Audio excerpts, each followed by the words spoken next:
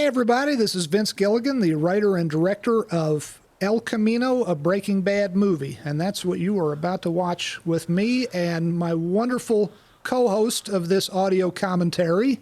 Hey, everybody. This is Aaron Paul, and I play Jesse Pinkman. Vince, that was great. That was a great And opener. you're a producer. Oh, Well, and thank you. yes. And I am lucky enough to produce this beautiful film that you created. And I might add, you have a sexy, sexy voice.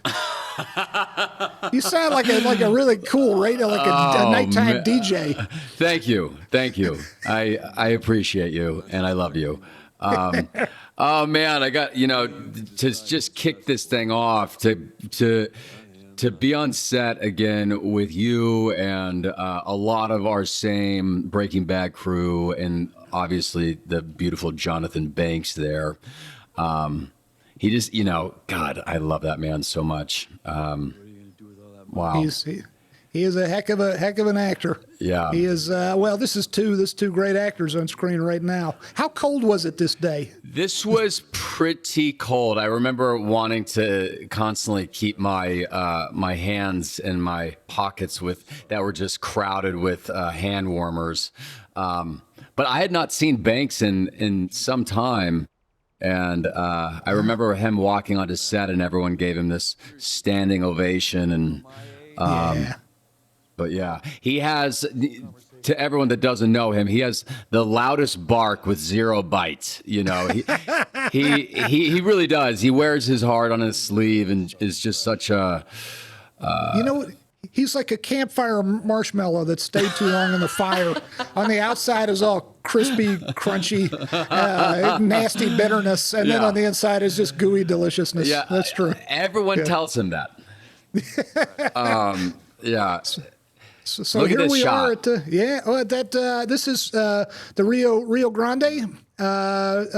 Rio Grande. I guess technically it should be Rio Grande. And I this suppose. is the same location you shot where he met his demise in Breaking Yes. Bad, right? That's true. Just maybe a couple 100 feet, couple 100 yards in one direction or the other. Man, I gotta get on my game here. I wanted to say a whole bunch of other stuff about that scene, but now here you are, driving like a bat out of hell, escaping from the Uncle Jack's compound. Yeah, he is just so excited to get out of there, and then now he's like, "Oh shit." I remember when I read this for the first time in your office, laying on your couch. I took off my shoes, and I just laid and really took my time with this script. And I mean, police just show up instantly, and I'm like, "Oh God, he is fucked." But there was a scene here that had to get trimmed for timing. That's true. There was a gentleman who played the neighbor who lived in the house whose driveway you pulled into, and we cut it. He was wonderful. He did a great job, but we cut it for time. Because this movie, the first cut was almost 3 hours long, and then wanted it to be around 2 hours. Just wanted it lean and mean. I think the public needs to see the 3-hour version eventually. We'll see. Yeah. I don't know. Director's cuts are pretty self-indulgent. What about these two knuckleheads? Look at these two. I love these guys. I love them together. Charles and Matt. It was and these chairs they're sitting in. Oh man. Did you wind up with one of these chairs? I can't remember. No, I actually really wanted one of those chairs. And then I had to talk myself out of it. I just didn't know where to put it. But I really fell in love with it. They are pretty big.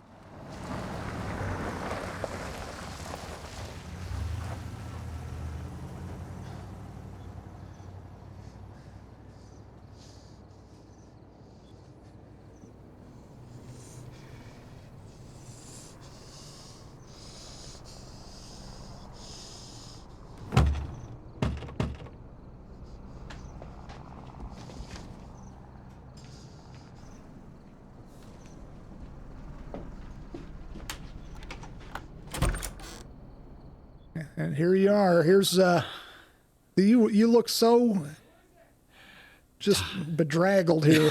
This is just so tired. He's just, Well- oh God. Yeah.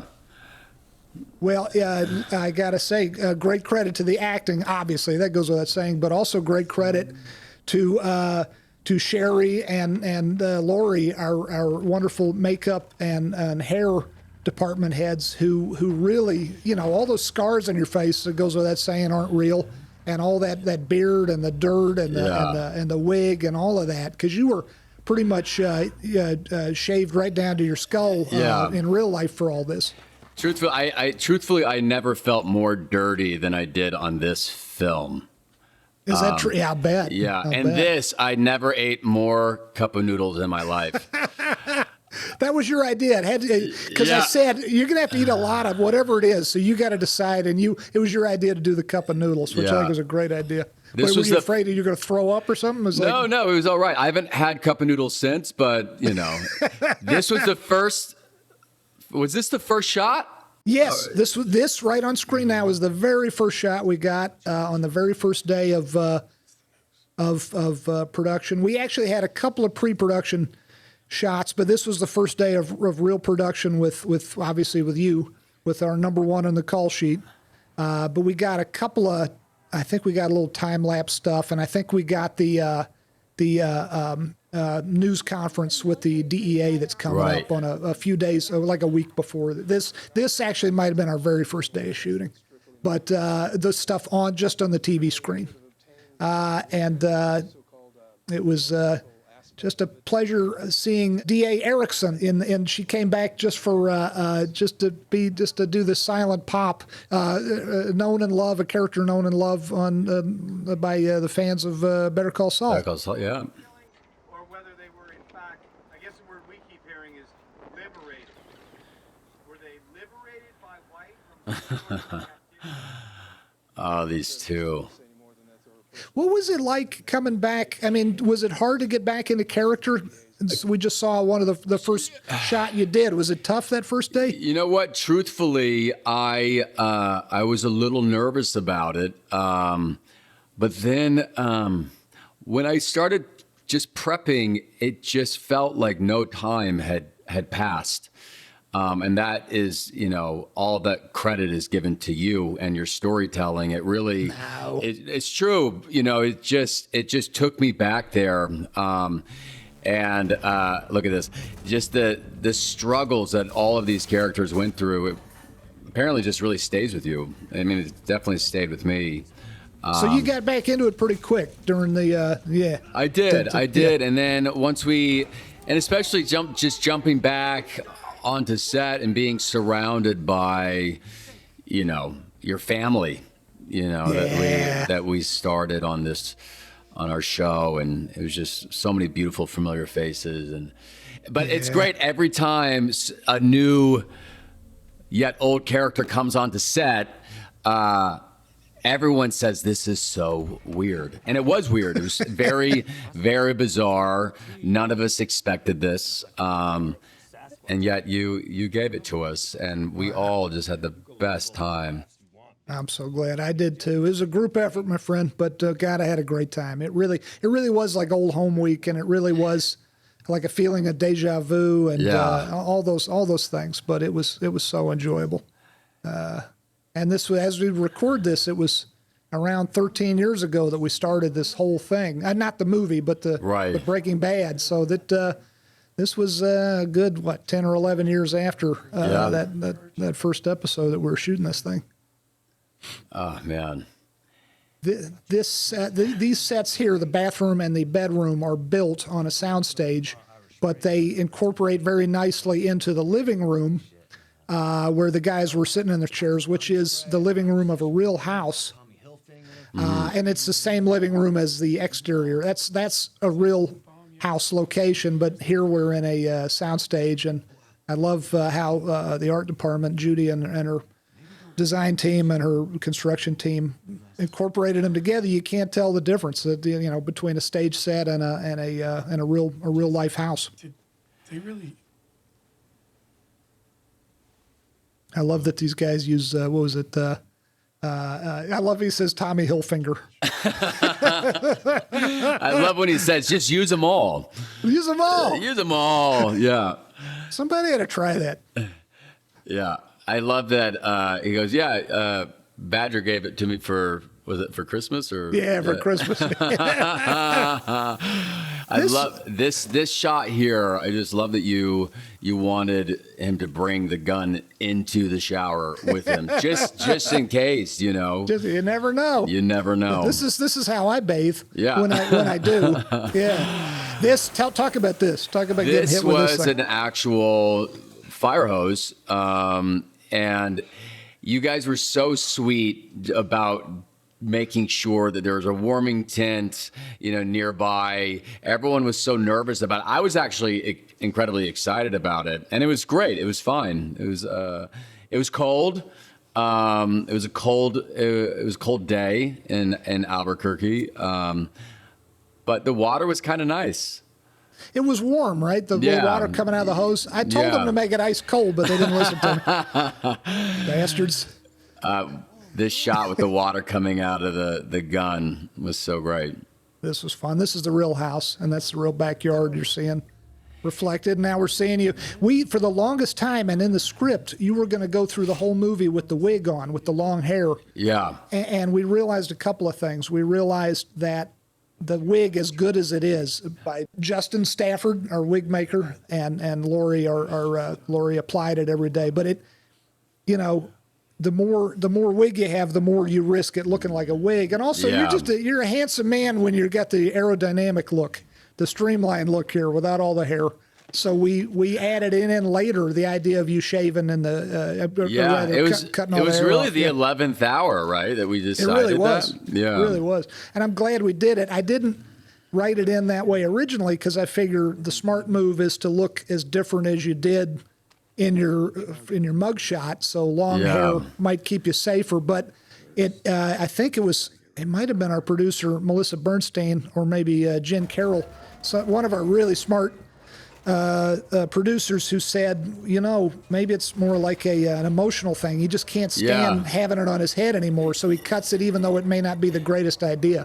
Yeah, and it's kind of similar to, when he shaved his head for the first time in Breaking Bad, he was going through a very emotional event in his life that you tend to just want to shed layers.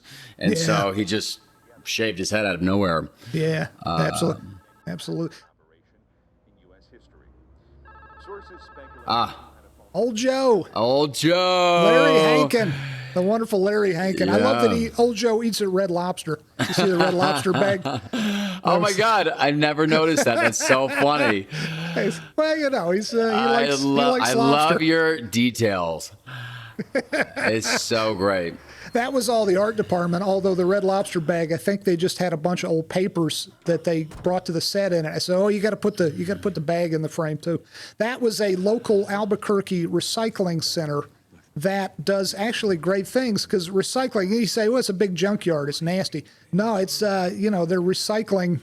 It's very environmentally sound because they're recycling all these metals and whatnot, and they let us shoot there, and that was very cool. It was really fun shooting that stuff with watching the big cars get put into the grinding machine and all that. Did I ever tell you that I actually contacted the junkyard in Albuquerque, the one that we crushed the RV? The Winnebago? Yeah. And I contacted them, and because I wanted to get the bounder side, just the bounder part of the side, and just hang it on my wall, but they had no idea where it was. Oh, crap. I'm sorry we didn't. I shouldn't say Winnebago. It's a bounder. Yeah, a whole different company. I'm sorry we didn't.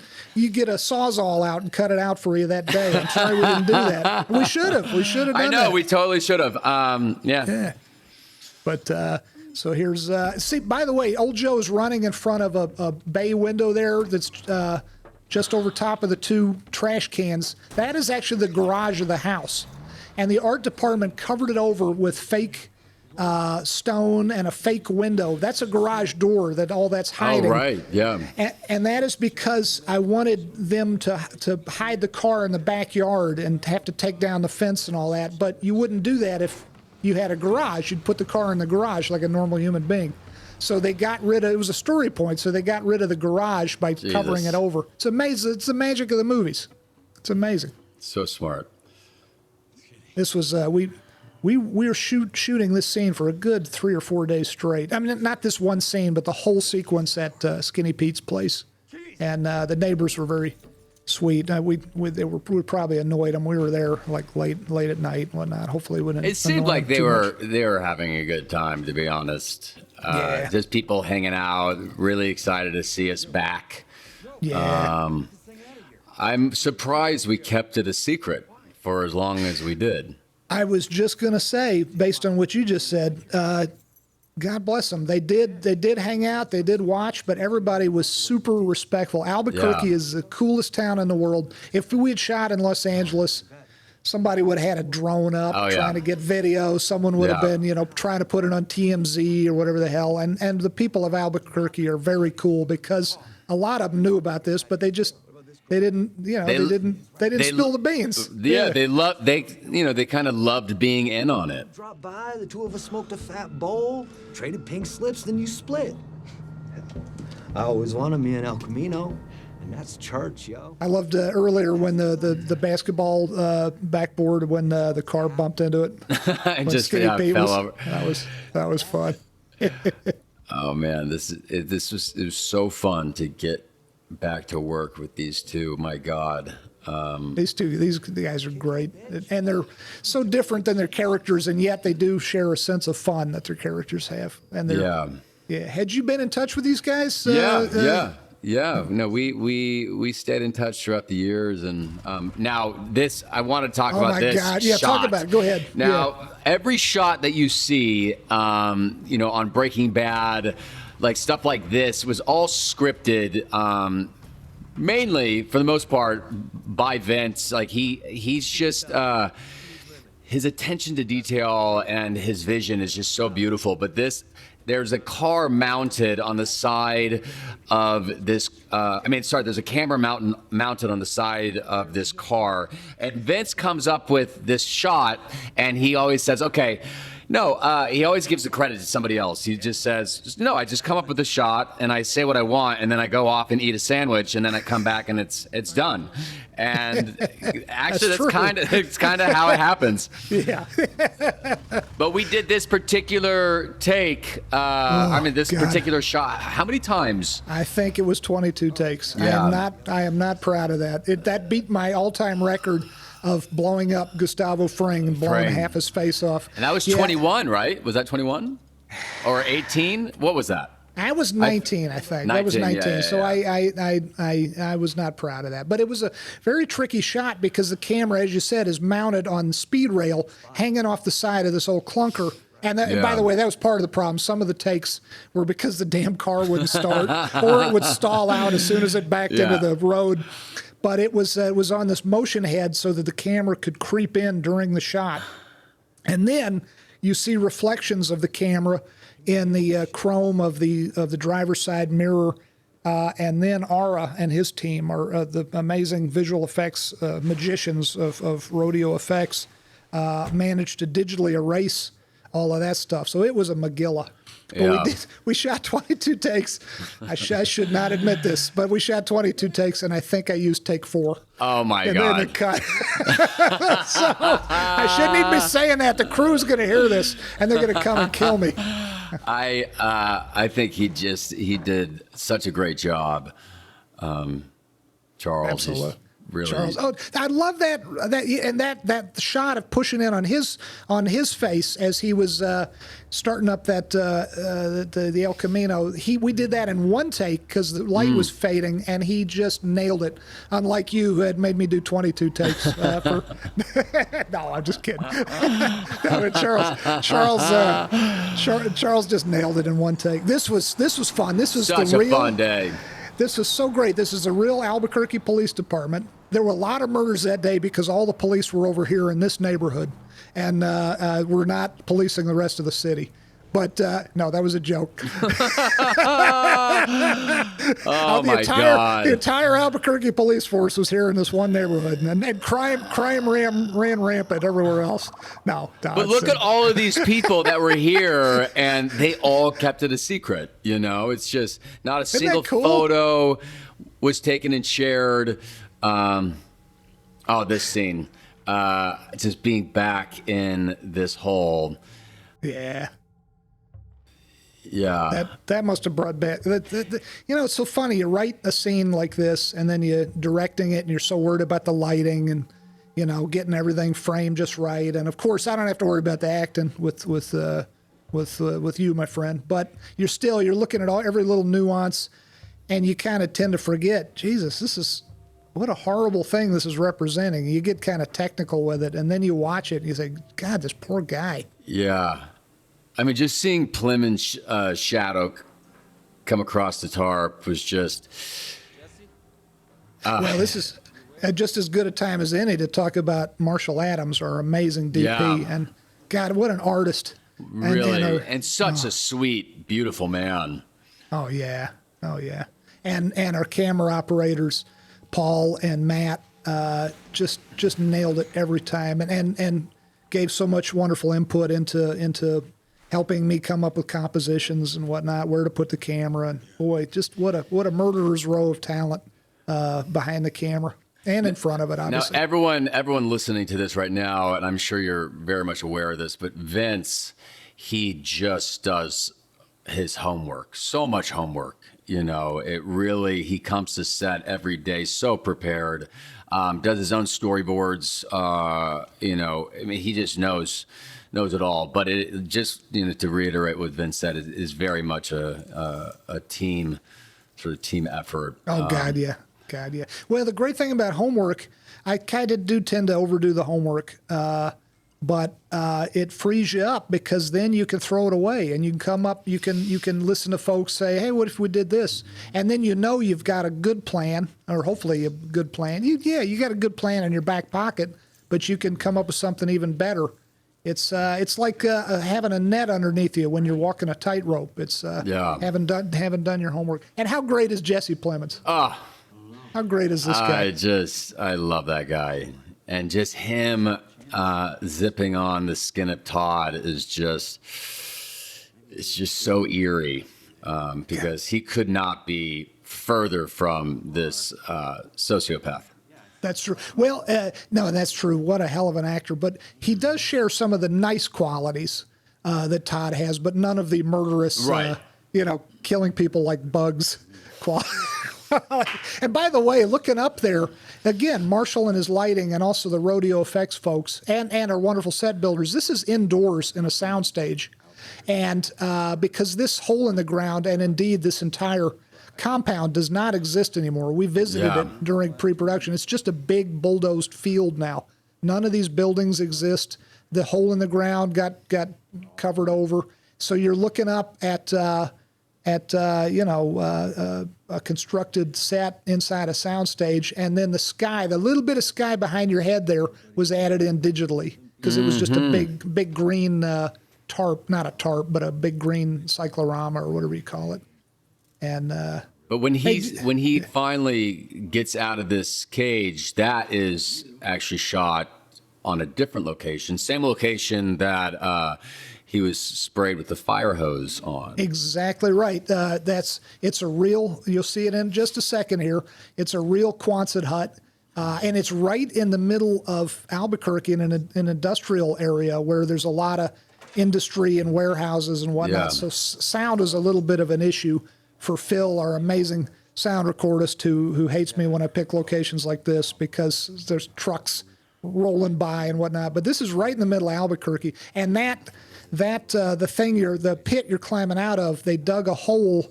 What was it, maybe 4 feet deep? It was enough to crouch down out of sight. Yeah. But the Quonset hut was there, and then the wall behind Jesse Plemons' back is just constructed. It just goes up just a little bit past the top of the frame. But this Quonset hut is in a way not a great match for the original, but because I think the ribs go in the opposite direction or something like that. But but it works. It all works. Yeah, it So, really. yeah. It's movie magic. It's really Movie magic. wild. This. Oh my God. I feel guilty for laughing, but I laugh every time I see this. When he's like, I should take better care of you or clean you up. It's just, oh my God. And this shot is just, he's so close to freedom. So close to It's fruit. Yeah. just this look. Look at that! Look at that! Look at that handsome man. Even all the rat's nest beard and all the scars can't hide that handsome man. Oh, I don't know about that, my friend. I look pretty shitty, to be honest. Yeah. And that background's all added in digitally. Again, that wide shot you just saw was a digital matte painting. Holly. Oh, Holly, and Rose. Yeah. Holly Rice, my life partner, my significant other. That's her name's Holly Rice, and that's of course the Spanish word for rice. And this is So great. This was a great location. Such a great location. Bizarre. It was a little bizarre. The architecture, very interesting architecture. But I loved it. Yeah. We had a place right next door that I loved that we were going to use until quite late in the pre-production process. And then I wanted to be a completist, so I sort of glanced across the street and I said, can we look at this other place? And we wound up in this place that was literally right next to the place I was about to choose for the location. And this whole crazy shit was all ad-libbed about the pool because it was indeed filled in with rock, with like those little river rocks. Yeah. And then a tarp over top of that was not set deck. That's the way it is, because of an insurance thing.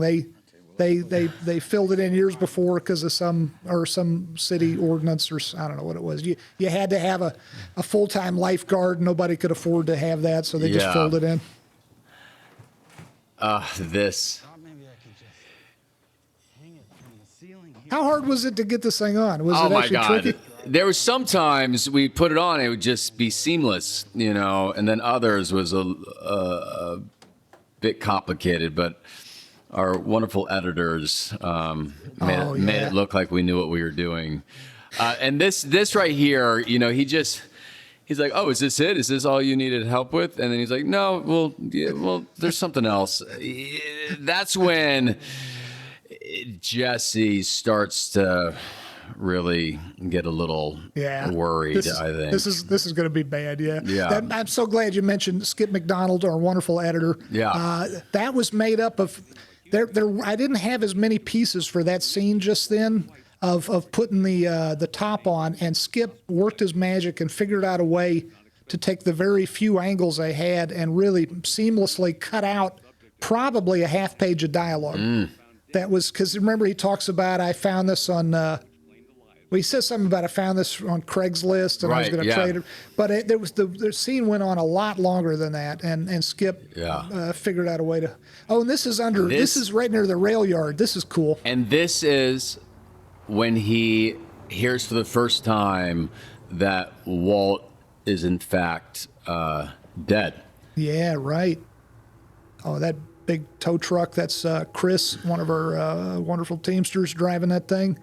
And then this was a fake street lamp that was, it was full size, but we brought it in, and we had control of being able to turn the lights on, which was cool. And shot it at magic hour, and that's a idling locomotive and a couple of locomotives in the background there, which added to Phil's headaches, but actually made the soundscape even more interesting, I thought. And this is just one of our grips, shining a light as if it were a headlamp of an approaching car, just sort of tipping it up and hitting the stop sign. Oh, talk about this U-turn. Regis is gonna love this. Regis, my beautiful stunt man. I just love him to death. I want to bring him on every job I do. But we had him doing a U-turn in the Fiero, and for some reason he just could not do it. And then finally, I just raised my head. I'm like, I raised my hand because I didn't want to step on anyone's toes. I raised my hand and I said, "Hey, you mind if I just give it a shot?" And first shot out of the gates, I just nail it like time and time again. And Regis, just and he got shit for that for the rest of the shoot. I would send him diagrams of like how to make a proper U-turn. Well, two thoughts. You are a bit of a ringer, my friend, because you are an excellent driver, and you did the movie Need for Speed. Yeah, and yeah. I love to drive. Yeah. And you were excellent, and then you learned from a bunch of professionals for that movie, right? Yeah. And also, that Fiero has a turning radius of a fucking super tanker, right? Even as tiny as it is. It's true. Yeah, it's so bizarre. You think it could turn on a dime, but it really can't. No, that's true. So this is the real interior of this apartment building. Yeah. Oh, and our brilliant nosy neighbor, Tom Bauer, he is just perfect. I just loved being on set with him and just watching his him do his thing. His choices it's just really so perfect. He's so wonderful. I couldn't agree more. God, he's funny. And this shot I'm so proud of this shot. I'm so proud of Marshall and Paul, our 8-camera operator, and indeed the whole crew. This shot was ridiculously hard to get because it really is. This is the real life apartment building, and the camera is jammed into a space that's smaller than a little tiny like shoe closet. This really is a oneer with no tricks, and the camera really had no place to be, and still they made it work. And I couldn't tell where he was at, so right. I just kind of guessing in a way. And and unlike that crazy shot with the Badger's car, which took 22 takes, that one took maybe 4, and we probably had it on the third one. Yeah. So yeah. Now we are in a stage set built by Judy and her amazing construction team and her art director and all the folks in her team. This is all on the soundstage because the real life apartments in the building are maybe, I don't know, a quarter the size of this place. So this is the kind of a magical apartment building that where the apartments are much bigger than they could be in real life. Love seeing his house. Yeah. Just his pastel walls.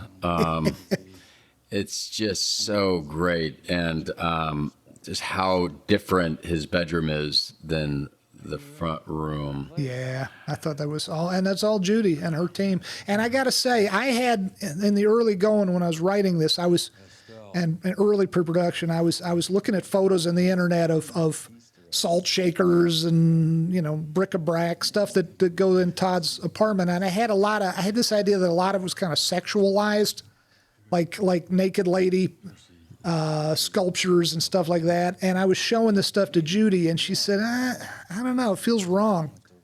And she was 100% right. He's a child. He's childlike. He's almost, he's not literally, the character's not literally prepubescent, but it's almost like that's the way he comes across. So so she rightly suggested I get rid of that idea. And she came up with all this more childlike stuff. Except with overtones of violence, because the salt and pepper shaker, if you look closely, you just saw a glimpse of it, are hand grenades. Yeah. Yeah, so it's great. That was her idea. And Gloria. Yeah. Right? Yeah. Yes. She, who plays the wonderful Sonia, was so excited, to be here and be on set. She was just, she's really lit up the set. She was wonderful. It was, terrible. Her little crock kept falling off. Yeah. Which is, I'm excited to talk about that in a moment. But just again, the work that goes into all of these shots, and then look at this. Oh, let's not forget this. There's a great sound psychopath. So it's just so great. I remember watching this for the first time. I was just dying laughing. He's so matter of fact. Yeah. And the way Jesse plays it, Jesse Plemons plays it, it's just he's so matter of fact. I just love it. You two together. I'm so glad. Oh, I'm so glad to get to work with you again. I'm so glad we got to make this movie, but I'm so glad Todd we were able to see more of Todd, because Yeah. I always knew there was more to do with Todd. Yeah. It's really nice. I mean, so much more story to tell. Oh you yeah, know? yeah. Being with Bacon. Being with Bacon. That Last one. That was my favorite. That was my favorite soup growing up. I still like it. Is it? Had you ever had it before? Everyone. Yeah.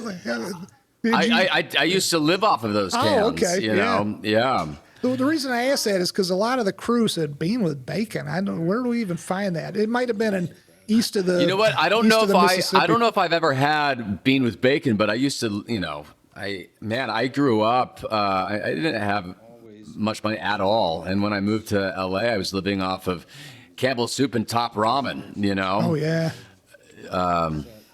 I'll bet. I mean, because you had some as a lot of the greats do. You had some lean times at the beginning. Yeah. Yeah.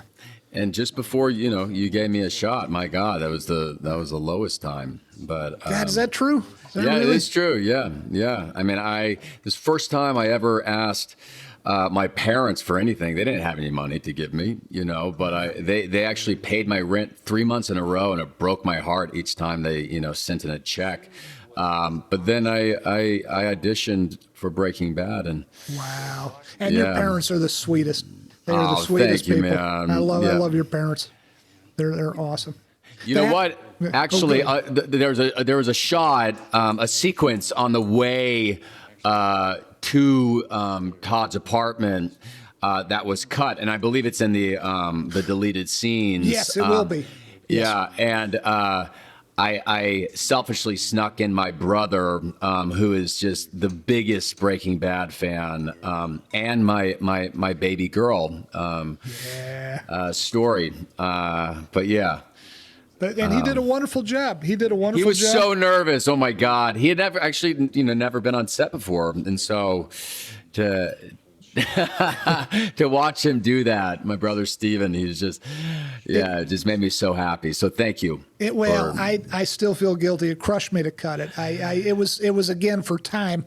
But and to be fair, when I say time, it's not like Netflix or Sony said this thing has to be a certain running time, but you watch your movie, and you gotta kill your darlings sometimes, as William Faulkner said, and you gotta get tough with it, because you want it to move, and but Steven did a great job. Story was as cute as just the cutest little girl ever, and it did make me feel bad to cut it, but oh my God, these so the little wolf, that I did that. Yeah, right, yeah, you made that. But coming to set in the morning and watching you just spend so much time on placing these snow globes made me so happy.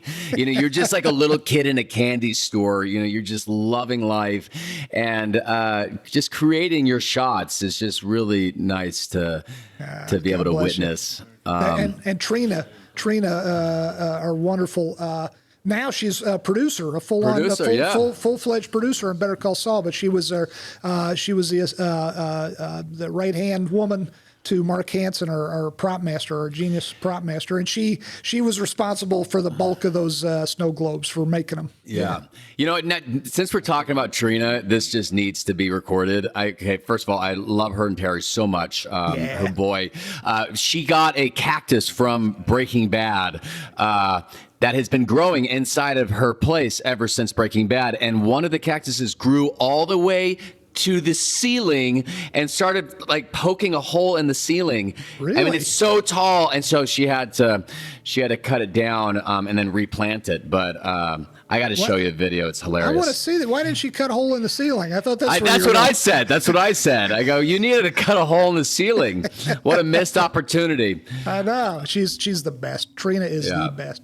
This, I love, Marshall obviously would have made this beautiful no matter what, but I got to give kudos to the Alexa 65 millimeter camera made by Aeroflex. This camera, I mean, this thing sees in the dark. That scene, I mean, there's other light sources here, but your face is really lit in some of those shots just strictly by that butane lighter. It's a gorgeous imaging machine. It's a camera, but I mean and I miss film. I miss shooting on film, but this digital It's pretty damn great. But you did a blind test, right? Oh, I'm glad you brought that up. We sure did. I wanted to shoot this on film. I said to Yeah. myself, I said, all of Breaking Bad was shot on film. Better Call Saul is shot digitally. But we get to do this movie. We've got a nice, healthy, generous budget. Let's go back to film. We'll shoot on film, just like we did the TV show. But then I thought, there's a lot good about digital, Yeah. and I don't want film to ever go away. But we did a Yeah. blind, just like you said, we did a blind test with all these different cameras, including film, and then we watched them on a big screen, and they all look good. And I could not pick out the film versus the digital. Maybe someone else could have. Maybe my eye is not swift enough, but we wound up going with the Alexa 65. Yeah, and it looks beautiful. My God, how much fun did we have on this film? Yeah. I worried about you pulling those baseboards loose because they had nails sticking through them.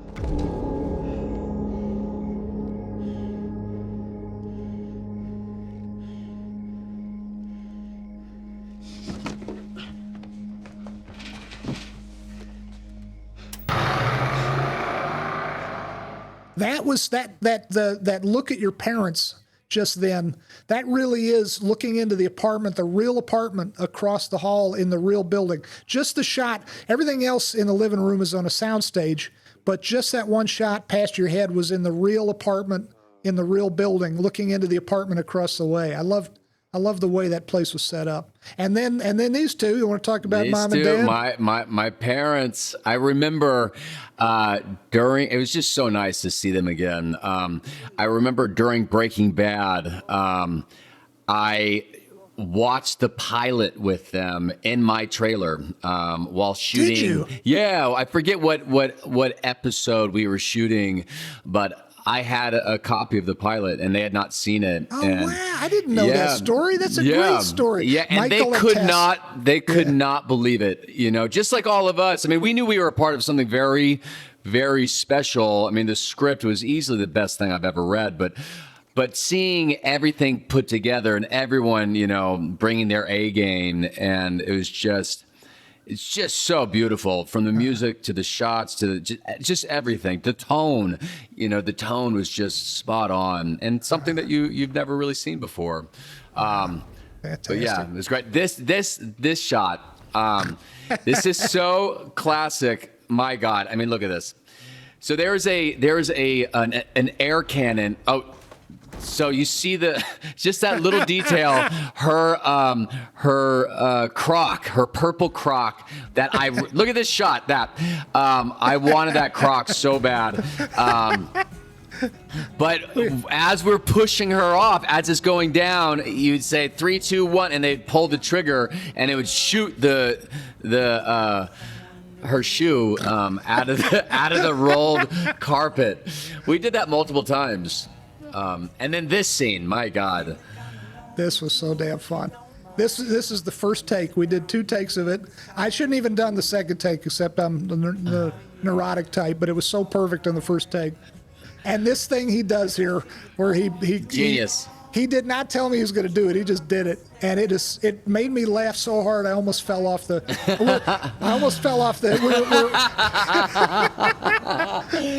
It's so great. You know what? The first time I realized that Plemons read the script was he sent me a voice audio recording of him singing this song. I was just dying. And then look at poor Pinkman sliding into poor Sonia. That was one of the last shots we got in the movie. That's on a soundstage, just looking straight down. And this is a beautiful country. This is Arizona, not New Mexico. This is not too far from Winslow. And it is this is the edge of the painted. This is the eastern edge of the painted desert right here. Yeah. And this is the painted desert. And thank you so much to the Navajo Nation for letting us shoot in this magnificent place. This is all over this gorgeous setting. There's just endless amounts of petrified wood. I couldn't believe it. I've never seen anything like that. It was So yeah, it was so surreal. And you could actually at the place that we were staying, you could buy petrified wood in the gift shop. But yeah, there's just tons of petrified wood all over the place. Well, that's right. Of course, it makes sense because the petrified forest is not too far away. Yeah. And boy, beautiful, beautiful place. And we got a couple of drone shots in here. Marshall Adams and Matt Cradle, or Matt is our B camera operator, and he and Marshall are partners in owning a very wonderful and expensive, I imagine, drone that they get footage with. And I tell you, it's an amazing thing. I like using it. I like using the drone just to get a static shot. I don't like it moving and sweeping around all that much. You just any chance you can get into a helicopter, you take it. I know. I'd much rather. Yeah, that's right. You and I and Jesse, you and me and Jesse went to the set this day in a helicopter. That's right. I never felt more like a rock star. It's so funny. That was awesome. That was living. This was, I think, my favorite single day of directing I ever had in my life. Shooting this scene here. This was because we got to go to the set in a helicopter. I got to smoke a cigar in the set because and it was. You were in your element, my friend. You were a full-on rock star. Take that, John Ford. That's what I was. Yeah. So. But best of all was you two guys and this scene coming up. I mean, this whole scene, but this moment coming up here. I don't know how you cried. I made you do take after take. Morley, by the way, that's a shout out to the X-Files. That was the cigarette smoking man from the X-Files, Smoke Morley's. But you love that. You are so great here, and Jesse is so great here. But you cried at the exact. How did you do it? Coming up here, the tear came out on the exact same line, take after take. You have beaten me for so many years through living inside of this skin of Pinkman. It just came out, man. I really truly, I think you know this, but during Breaking Bad, I was having dreams as Jesse, as Pinkman.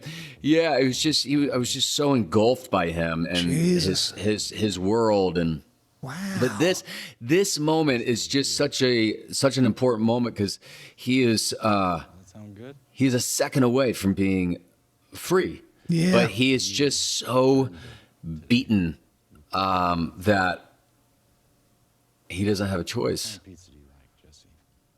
I'm going to ask the question the fans are wondering. Why are you such a pussy here?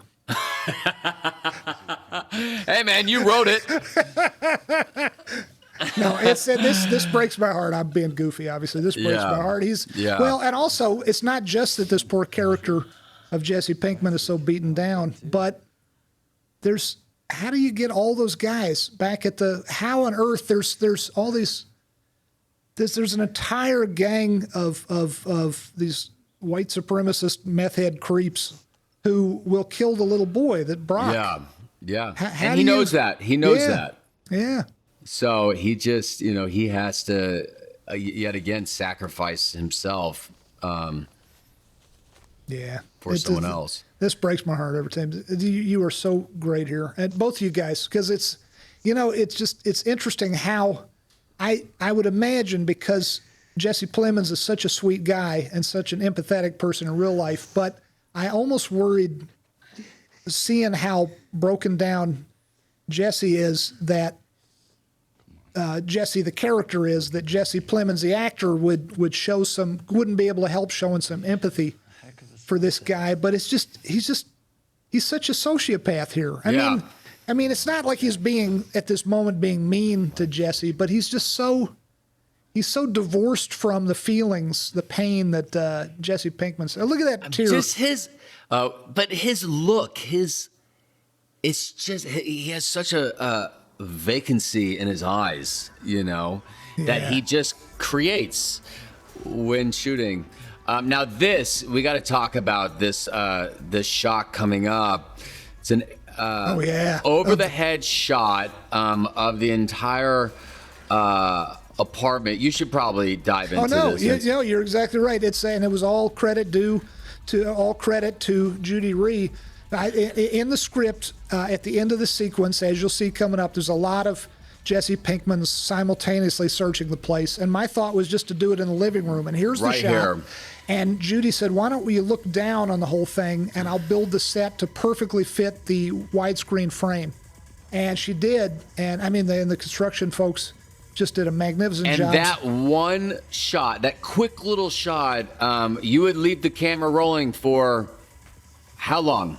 You're exactly right. You were in there doing all that searching, probably an hour and a half, 2 hours. And you just left it rolling, and I was just searching, plowing through this entire apartment. I mean, it was just amazing. I got to tell you, I was really nervous about that because also in the close-up as well, you use a real knife to cut open the mattress, and I was deathly afraid you'd be so into the moment that you'd wind up stabbing yourself or something. And I really was nervous about that because for about 2 hours straight, especially in the high shot, you were searching very vigorously, and you were in character. And I was sweating my ass off. Yeah. Yeah. I got to tell you, you went above and beyond because I was afraid. I felt bad about it. I was afraid I was really kind of abusing you. Because that was. Yeah, you were. I couldn't believe, honestly, like an hour, just over an hour into it, I'm like, I cannot believe they're still rolling right now. Yeah.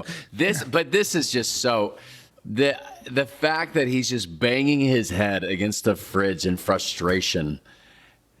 How did you come up with this? I'm trying to remember. I don't know. You just sit in front of the computer until you get it. And then, and I might have gone in to get something out of the fridge, in between, writing sessions, and then looked at the fridge and thought, hey, this might be a good spot to hide something. But by the way, talking again about digital versus film, that overhead shot that I probably had you do too long. Although honestly, I think it's great. I think we used most of it. I mean, obviously we didn't use most of the 2 hours, but we used all the different places different pieces, searched. yeah. But it's such a cool shot. Yeah, but you could not have done that with film. Right. Well, no, I guess you could have. You would have had to keep reloading, but it would have taken a lot longer because you would have had to keep. Yeah. But he just cannot catch a break. I know this poor. He just finds this. I really do abuse your character because you just finally get this money, and then just the minute you get it, these guys show up. Talk about the two Scotts here. How great are these guys? Oh, it's just so great right here. Yeah. Jesus. I love Scott Shepard. That's Scott Shepard. And then there's Scott MacArthur here at the door with Tom. I love Tom. He's so damn funny. He's just so perfect. He's so good. But I love that both these guys' names are Scott in real life, and they both are left-handed. Yeah. How weird is that? It's just weird. It doesn't mean anything. It's just weird. Yeah. He just really destroyed this place. Oh, man, yeah. I remember we kept going back with Judy, and the art department would say, "Is this enough?" I said, "More. Is this enough? More. Tear it up more." Yeah. I love that. Very intense, my friend. You were very intense. I was worried about that bit. We spent a lot of time in the design phase designing the layout of the kitchen so that would work and not seem ridiculous. And boy, it took a lot to figure that out. Mm-hmm. Between the blocking and the design of the kitchen and the hallway. I love this extra Jesus he throws in here. These guys are so good. I'd never met either of these gentlemen. Never worked with them before, but enjoyed their work in other projects. Oh, and by the way, if you look real close, you rewind. There is this silhouette of young Todd as a child on the walls, leaning against the wall behind the door. You see it just for a second or so before Scott opens the door into it. That was a great touch. This scene was so fun to shoot and so exhausting. But this shot that you came up with, Vince, where he sees Jesse for the first time, I just remember showing this small little shot to people coming onto set. And look, this is Lydia and Todd with floating stevia packets and hearts. And a red Louboutin soled Louboutin shoes. Yeah. Oh, it's the detail. I love it. The Trina detail came up with. is really genius. Right here, this shot. Yeah. Well, this is another example of I come up with the shot and then go have a hot dog, and then and then the crew says, "How the hell are we going to get this one?" And it's just it's beautifully executed and beautiful acting, and really lit. I think by that. Because you could see the light moving in your face there. It's really lit by that handheld lamp. And that's just a photo out the window. That's on the sound stage. That's just a big photograph out the window. That's not the real place. Casual, very casual. Oh, by the way, the tarantula. Who was it that was scared of the tarantula? Was it Katie, our second AD? I don't know. It was Katie. She would not... she didn't want to be in the same building as that tarantula. No, really, Yeah. I didn't know that. I love that. She was super scared, but otherwise, like Love her. fearless. Oh, she's the best. Katie did a wonderful job. As did oh my God, John Wildermuth, our first AD. Yeah. How much did you love John? Love John. And his family. I would love to do every film with just if I could be if you and John. I mean, my God, we really truly are so blessed with the crew that we had. Oh man, that's the truth. That's the truth. Well, and I have to say, I'd never worked with John, never worked with Katie. John, I don't know that I'll ever get to work with him again as with him being a first AD, because he's so good that he's already made the move up to being a producer. He's producing movies and stuff now. But he was the Good best, for him. and he'll be the best producer too. But he came to us through Charles Newworth, our line producer. Another beautiful man. Yeah. And God, I had worked with him before. Charles, I've known Charles for almost 30 years. He produced a director's test I did for Disney in 1994. A failed director's test. They used to do this thing, the Disney company. I thought it was kind of cool. They'd give you 1 day of shooting on your movie if you're a first-time director. You had to prep and get ready to shoot 1 day worth of your script. Wow, no way. And Charles, I had this thing called Waco's Convenience, which I changed the name because Waco, the catastrophe at Waco happened about the year I was writing it. So I just called it Convenience. About 2 kids working at a convenience store, and Charles produced it, and I directed it in North Hollywood. And I was, what was I? I was 23, 26, 27, and I failed it. So anyone listening who wants to direct, it's just know that, failure, you learn a lot more from failure. Or, people who want to do anything, you learn a lot more from failure than you do from success. But Charles was my producer then, and I got to work with him now, 20-some, almost 30 years later. And Charles is the best. And he really is. He does all these giant Marvel movies and just giant every kind of movie. So he was slumming with us with our little movie, but but he's, I'm kidding, but he's, he had a great time. He's the best. You guys, look at that intensity. You are so great here. All three of you guys.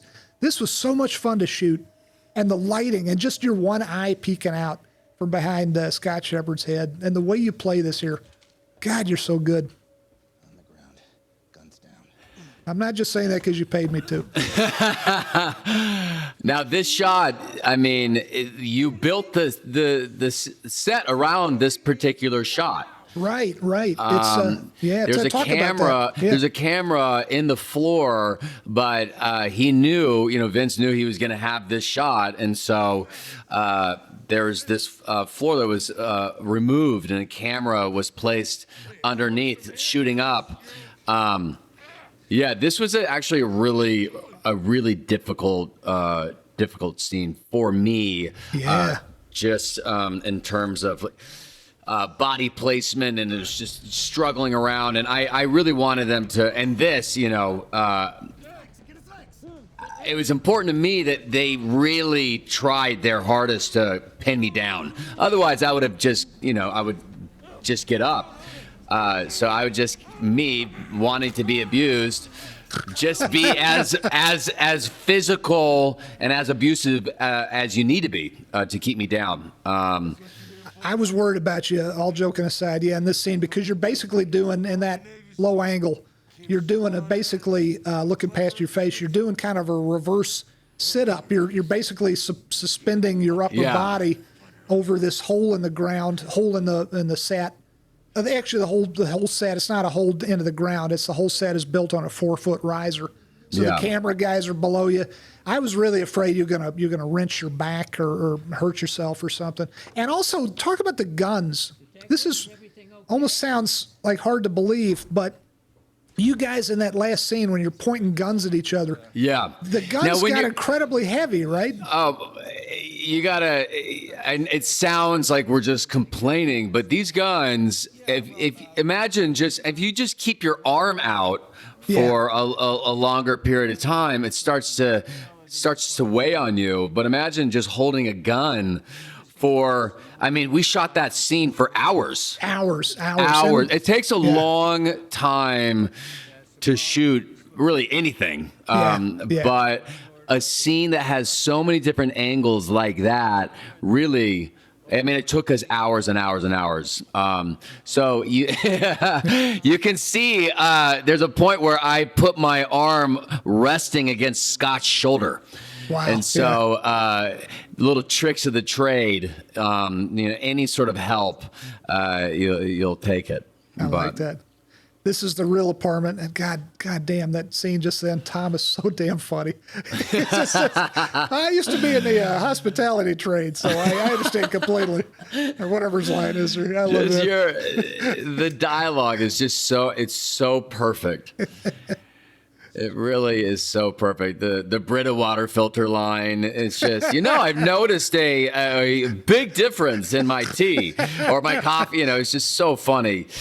I didn't get any money from the Brita people for that. I should have tried. I should have tried. Yeah. At least you got a free Brita out of it. No, I didn't even get that. I got to learn to work this product. It's so funny how many. So when I saw this for the first time, I thought to myself, oh my God, I want this fridge door and I want to hang it on my wall. It's amazing how much shit I just want from, not from all my jobs, really only anything in the Breaking Bad universe. I look at this. It's just so cool. I mean, I'm literally right now, you can't see me, but I'm playing with a Vince Gilligan doll. And I have a little toy El Camino car. You do. You got a lot of swag. You got a lot of fun swag. God, that fridge was the biggest discussions, the biggest series, hours and hours and hours of fridge meetings. Which fridge are we going to use? Does it have enough room? How to stack the money vertically, horizontally, which way? Right. And all the hundreds in view there had to be real $100 bills, because the fake ones are pretty good, but they can only be so realistic before you get in trouble with the Treasury Department. So these are all hundreds on top. And then the prop department was justifiably nervous that you know, but they all, obviously the count came in accurate every night. But oh, you are such a badass here. This is one of my favorite shots in the movie. We did this you know, a few different ways, but I love the take that you chose. He was just so over it. He is just so fucking fed up with it. Yeah. And you got your third. You guys were great together. And the interesting thing too is later on, I'll jump ahead in case I don't hit it later on, but when you finally see the flashback to what Neil, how you first met Neil when he's and that sculpture. Yeah, that sculpture. Yeah. Charles Newworth made that with his own two hands. And I love that you threw it in there. Oh yeah. You do? You have one? I have one. Do you have that one? I don't know if it's that one. He had a foundry make them, not for the movie, but just he's an artist when he's not a producer. and he had a limited run of them. I don't know if it's the exact one, but and there's a. I'm sorry. Go ahead. Yeah. No, I was going to say he's also an incredible magician. Oh yeah, right. I mean, like next level. Yeah. Not just like the sort of like bar trick, but it's astonishing the stuff that he does. Yeah, he's super talented. There's the real place again. Very interesting design of this place. Man, I had such a great time on this movie. My God, every day. I mean, we really. I mean, to shoot is honestly to shoot this in this universe. It is grueling. It's a lot, but it's so much fun. It's just the highlight of my career, and that goes without saying. But so great. And now this moment right here. Yeah. It's just a light bulb goes off, and he. Yeah. He remembers. He remembers. That was, I was going to say, Neil, when you see him later, he has a full beard and he has, no, I'm sorry, he doesn't have a full beard, but he has long hair and a mustache and a lot of whiskers. And that was his real hair. That was the one time in the movie it wasn't the hair and makeup department. And then we had to shoot that. I think we had to shoot that first. And then all this other clean-shaven stuff. Scott helped out a lot with his look, making sure his hair was kind of high and tight and nice and clean-shaven. So you really can't tell the one guy from the other, in a sense. Yeah. We got a very. This was got a very bittersweet thing coming up here. Yeah. Yeah. My God, I just. Man. Robert Forster. Robert Forster. I mean, just such a old school, classy, just Hollywood gentleman. You know, gentleman. That's the word for him. A gentleman. Yeah, absolutely. Never once left set. When he was called, when he was called to set, he was there from. The beginning of the day till they were done using him. You know, he never left set. He was always there. What a beautiful man. Because I wouldn't have known that story because I'm always leaving the set to go be with my eat a hot dog and eat a hot dog, be with my masseuse. I'm using the finger quotes here. Yeah. This I had so much fun reversing and just that quick little thing. I took such joy in that. That was a badass driving move you did there. You come sliding in. Yeah, that was cool. Yeah, it was great. It was fun. The line, the van shaped like a kidney bean. It's just so perfect. But what a just a classy guy. You know, he was able to before he passed.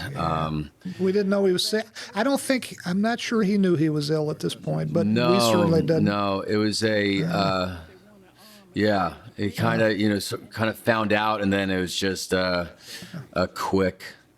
My God, God bless him. Yeah, look at him. And God bless Marla Gibbs. How great is it having Marla Gibbs in our movie? We love Marla. She is something. She and her daughter were such wonderful, happy presences. Presences, is that a word on the set? Yeah. So it's nice fine. having them both present. They were so upbeat and cheerful, and we just loved having them on the set. And And Marla, I don't think she'd be mad at me to say this. She is older than she looks, and she is in such amazing shape. And she worked out in the gym, I was told, at the hotel every morning. Mm-hmm. Every morning she was there. She is, I bet she could whip my butt. But she was such a sweet lady. It was such a pleasure working with her. And, of course, with this gentleman. just Bob was the best. That He just really- broke all of our hearts when he passed. Yeah. You know, I was able to speak to him. He called me. I'm so happy. I was on a layover, and my phone rang, and it was him. And he had just watched El Camino. Oh my God, he saw the movie? Yeah, you didn't know that? I did not know that. I didn't. Oh my God, I was afraid he had not seen them. I don't No, know how I missed that, but truthfully, and I talked to his family. Truthfully, no joke. The pure fact that this movie existed, they believe that kept him around as long as he was around, and he saw the movie. And he talked to me, and I don't even know if I should be even saying this, but he passed only a couple hours later. Oh my God! I knew you had talked to him, and I've met his family. They're all wonderful. Yeah. I don't know how I missed the detail of he had seen the movie because I was afraid that at that point he wasn't able to focus on it. But I can't tell you how happy that makes me. I'll tell you more of the conversation another time. But yeah, he's just what a beautiful man. Beautiful guy, just the best. Yeah. He just always. I've said this in other interviews, but he just always reminded me of Spencer Tracy. Yeah. Just that kind of an actor. Just plants his feet and says the lines, but means them, and you just believe him. He refers to films as pictures. Yeah, you know? I love that. I love it so much. He's like, I was a part of this picture when I was your age, and it's so beautiful. He was like back in he starred in the movie Medium Cool, directed by Haskell Wexler in 1968. And he was a heartbreaker just like you are. He was a good-looking man. He had such an interesting career because he could have been an absolute heartthrob, but he kind of he marched to the beat of his own drum, and he took the jobs that interested in him, and he just but man, what a great actor. I remember my parents actually were on set this day, and the first take we did, my dad just is laughing so loud, so inappropriately loud, and obviously every single mic in the building is picking it up. And it's just so, I go, Dad, you can't laugh, we're recording here. It's so funny that, people that aren't used to being on set, they don't really, think about that stuff. It's so funny. I thought it was awesome. Yeah, it's just so honest and pure. And I honestly thought it was great as well. And it's just, it's so nice. I think it's on a piece of, it might be on a deleted scene or something. Where maybe Dad. the blooper reel. Yeah. Dad, stop laughing. Dad, we're actually filming this. Dad, you're embarrassing me. Classic Dad. Awesome. No, he's great. Dad's awesome. And Dad's awesome. Both my parents are just obviously such huge fans of yours.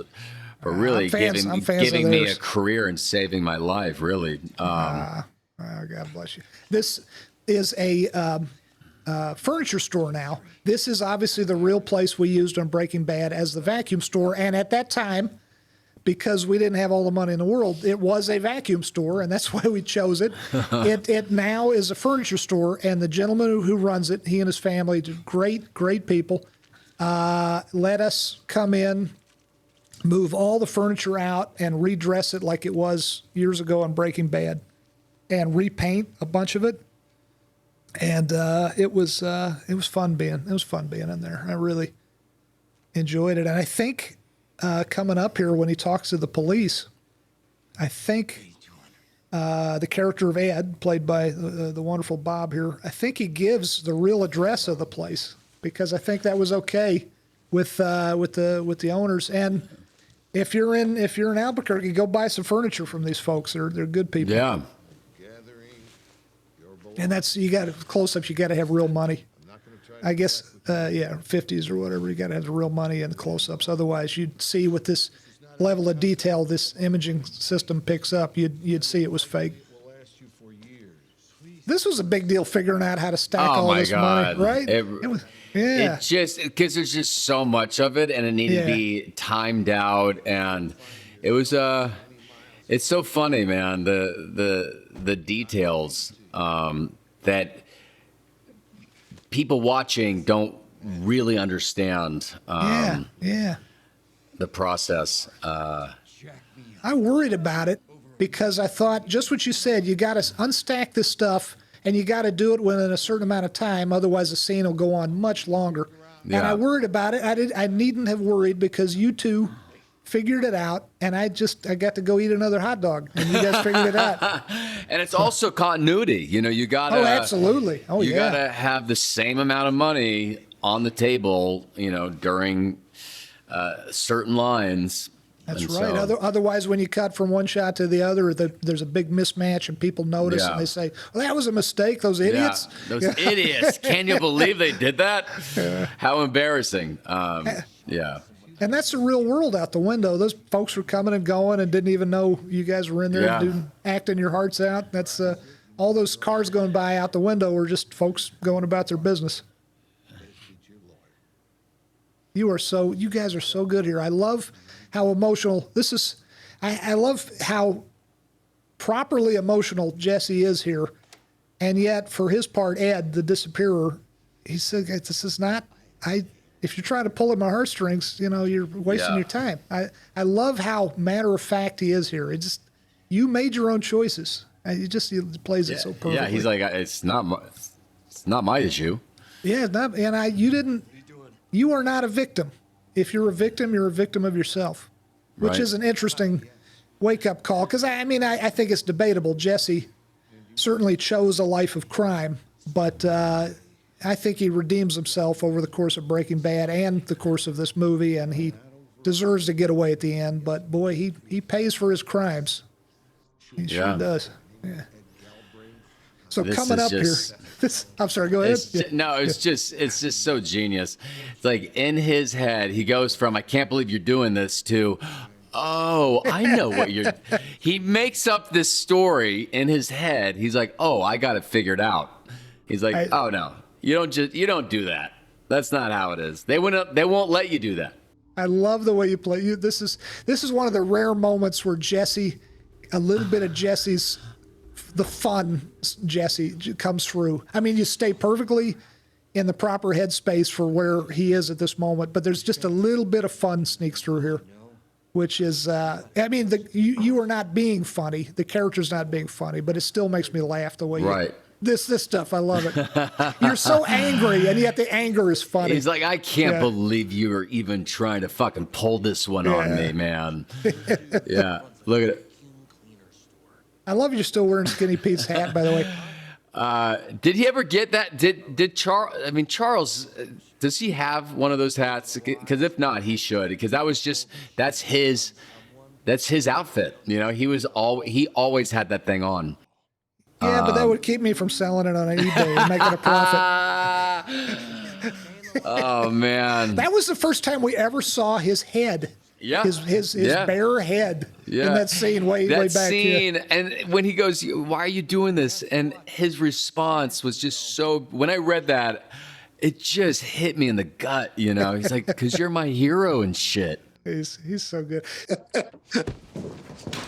Take your money.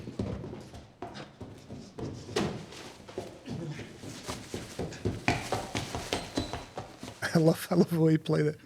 And so the guy on the left is Carlos Sepulveda, who is an actor, nice fellow, very talented actor, and the guy on the right is Simon Drobick, Officer Simon we call him, who is a real Albuquerque Police Department officer, and he is our technical advisor. He's our technical advisor ongoing on Better Call Saul, and he was our tech advisor on this movie. And he also does a great job playing an Albuquerque police officer. So it was fun putting him on camera here. And I think he's on camera briefly in Better Call Saul in one episode. And I think it's fun to note that everybody who ended up auditioning, a lot of these actors, it was probably straight offers, but the people that were auditioning had no idea what they were auditioning for. Very good point. I'm glad you brought that up. We had a lot of fake sides, we call them, which is a scene in script form, but from a whole different movie. Stuff that was written up, just sort of Greeked up, so that people wouldn't know what they were auditioning for. You're exactly right. Yeah. And because we just went through. Here's Mom and Dad again. But to finish that thought, we went through a great. We went through an awful lot to keep this thing secret. Yeah. Hey, we did a damn good job. I mean, I didn't say a word. I kept my mouth shut until the bitter end. You did a great job. As did the people of Albuquerque. God bless them. Yeah, very true. This is interesting. Mom and Dad, Tess and Michael, they're so, as you were saying earlier, they're so good seeing them on the show, seeing them in the world again. Yeah. And it's interesting, the interior of this house is not the same interior that we used in Breaking Bad. When you see the exterior of the house coming up here, that's the real exterior from your house in Breaking Bad, but the interior of that house that we also used in Breaking Bad didn't really work for us for the movie. So this is a whole other house in a whole other part of town.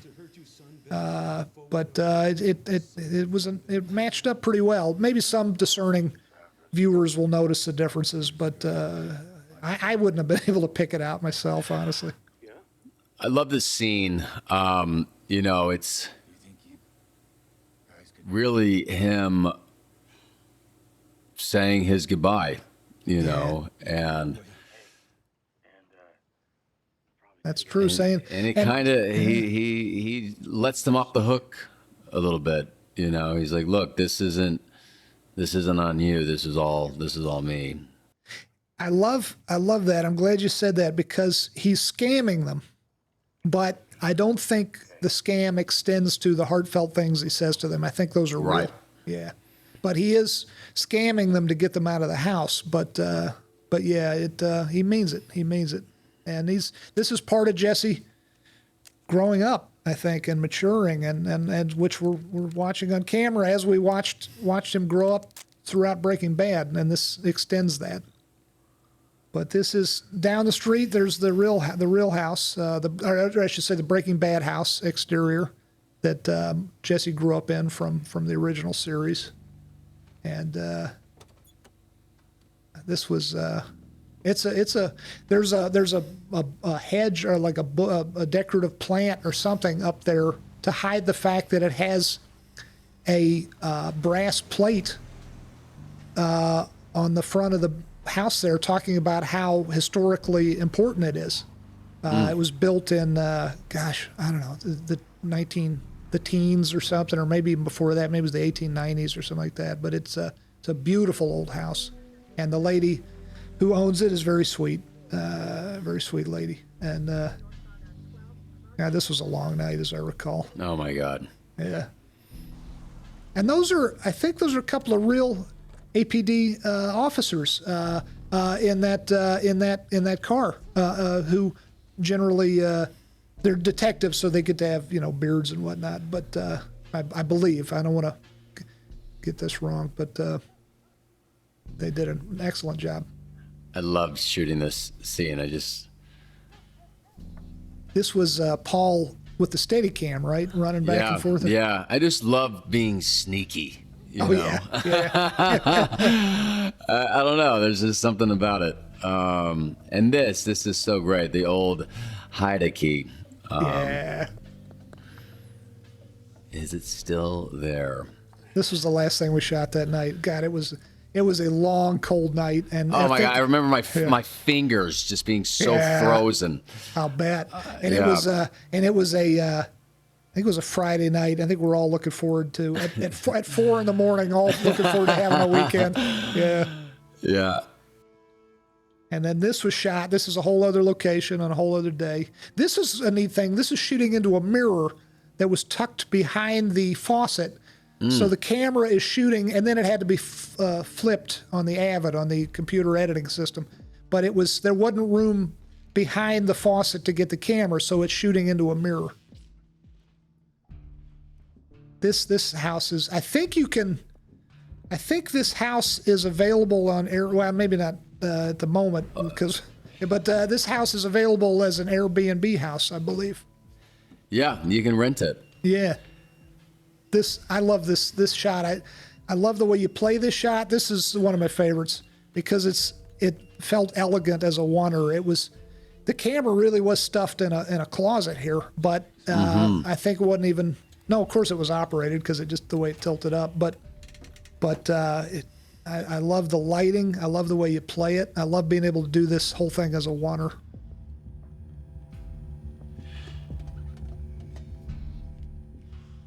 Which one should I take? Which one? And we come to find out that he takes them both. Oh, and easy to miss, but on the right side of the frame, in that shot that just went past, there's for Jesse and a much younger Jesse and his brother, the little height markers written onto the edge of the door frame there. Oh yeah, that's right. Yeah, it was something I took from growing up. My brother Patrick and I, my mom and dad would put the height markers on the pencil them in on the door frame. Yeah, I'm doing that with my baby With Story? girl. Yeah. God, she's cute. Talk about this shot. This shot is so great. Again, going back to being sneaky, just a oneer, just a classic fun one take. Or I mean, just a oneer shot, but yeah, it's so fun. This shot is so bravura, and I'd love to take credit as the director, but when we were walking this location on the Tech Scout in pre-production, I remember talking to Marshall, and I said, okay, I think we'll get a shot here, and then we'll get a close up here as Jesse climbs the gate, and then we'll get a shot over here, and he looked around, and he was quiet, and he said, you know what? Everything you're describing, I bet we could do it as a oneer.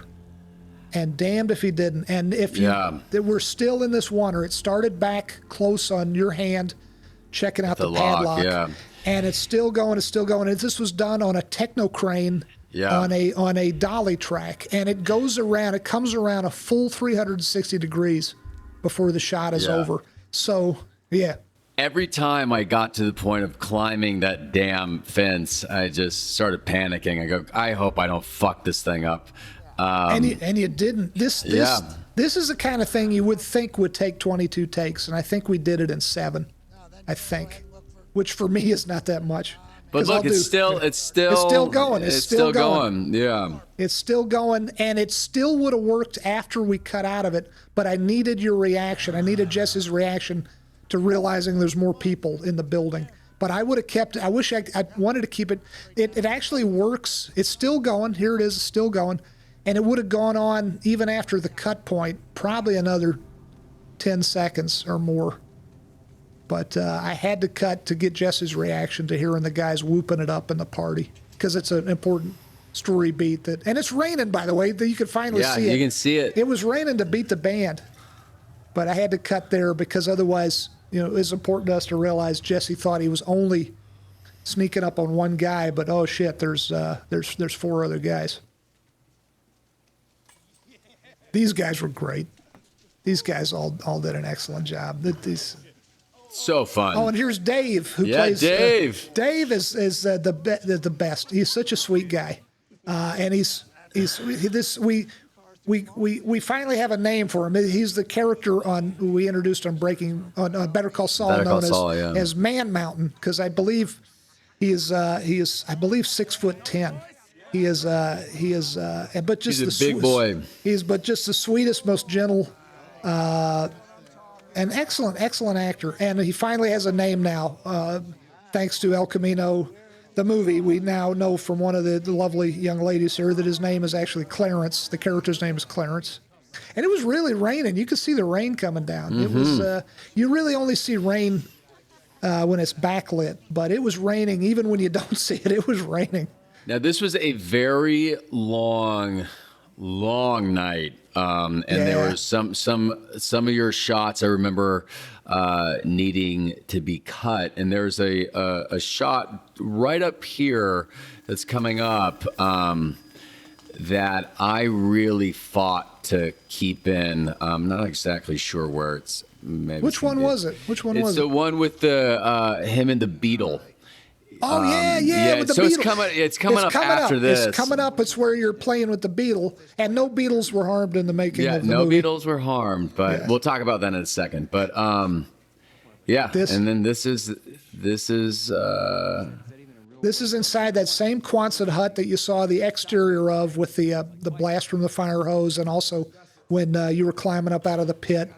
Yeah. And but that is a green. There's a real truck out there, but behind it was a big green fabric swath that onto which the green color is used to separate the image on the computer. But our magicians at Rodeo created a digital matte painting of the buildings that no longer exist in the real world, but that existed out the door of the lab as seen on Breaking Bad.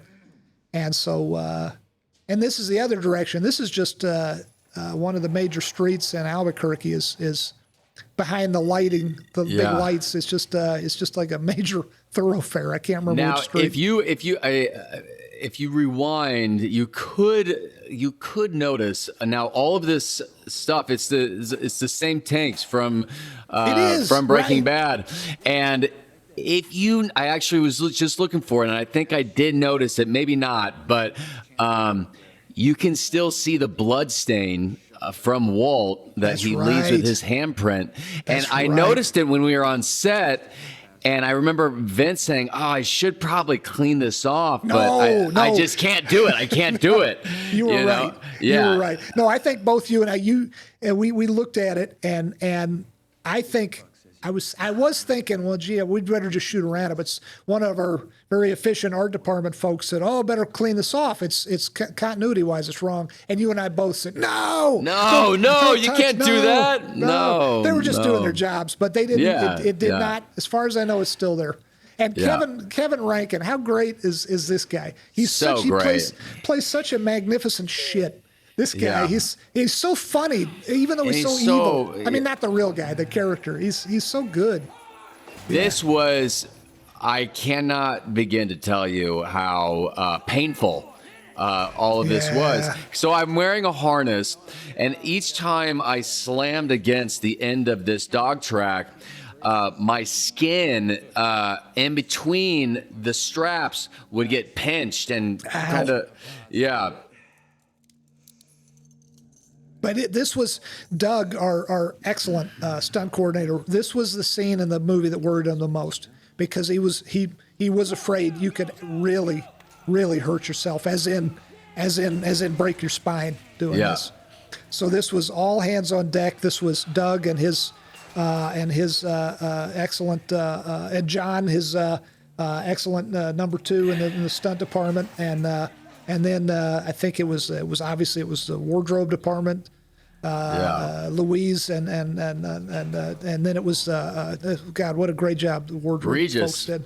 And Regis, your stuntman earned his keep on this. Yes, he did. This is him. I think, is that him? I think it's him. Yeah, that's him. Any of the stuff that was not really this is the shot, but any of the stuff that wasn't really focused on me, that was all Regis. I mean, he just abused himself.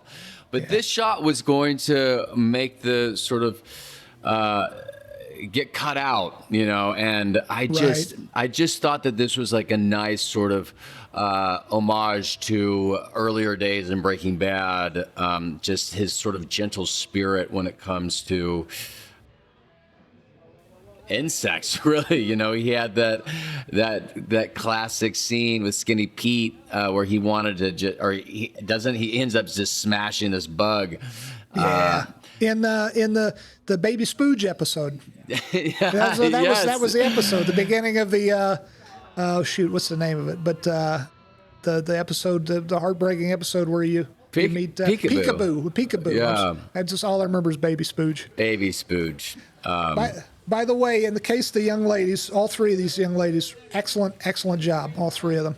And in case they're wondering why their nudity was cut out, because originally you hang on the window a lot longer.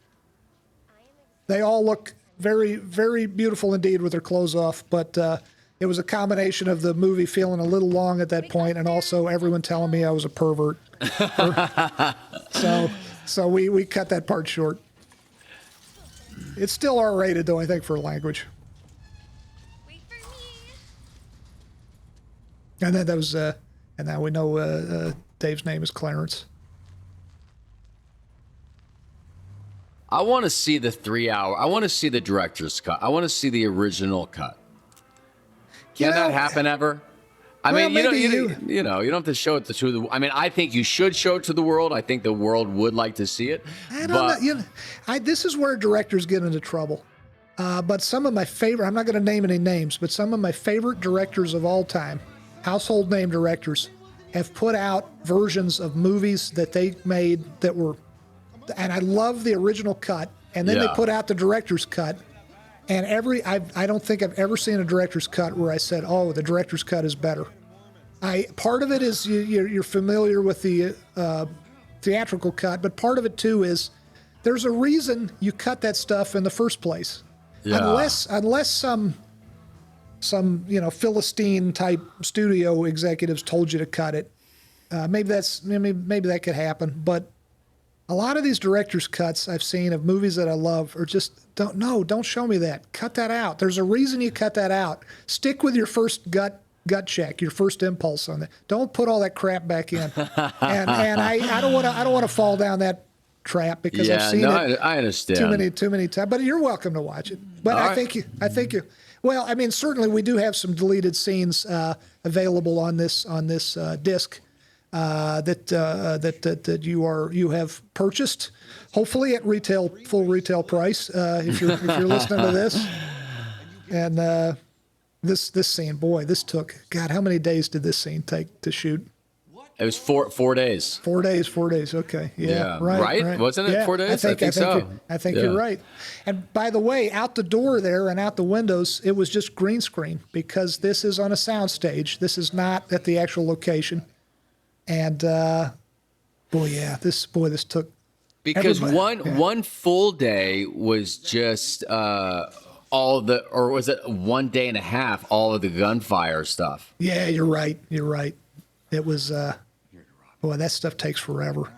It's so much fun to watch. It's actually not much fun to. I mean, did you enjoy the shootout part, or did that get old for you pretty quick? I love. I mean, it's exhausting, but I love it all. Yeah.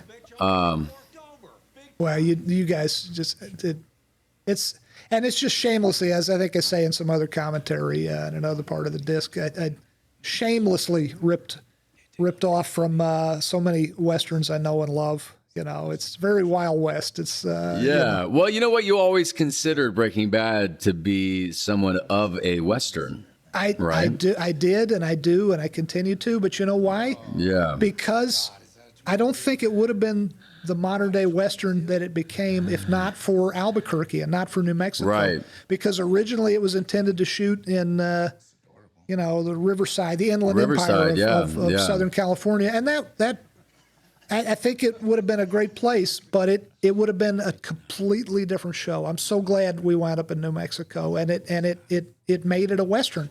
Yeah, and I mean, and Albuquerque, just the skylines, it really became such a character, a big character, huge character of the show.